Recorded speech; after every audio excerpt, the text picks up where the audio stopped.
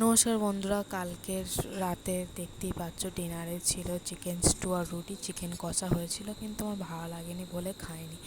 আর chicken স্টুটা আমার বরই বানিয়েছিল। বরকে বললাম যে কি ও একটু চিকেন স্টু করে দেবে, বললো ঠিক আছে করে দেবো, কিন্তু বলে বলে দিতে হবে, কারণ সে কোনো দিনও রান্না করেনি।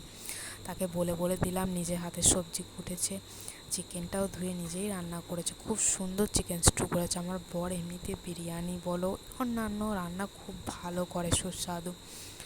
আর চিকেন স্টুও যে এত সুন্দর করবে, আবার সর্ষের তেলে করেছে, খুব সুন্দর সুস্বাদু। দেখতেই পাচ্ছ আলু পেঁয়াজ খুব সুন্দর গলেছে, চিকেনও গলেছে।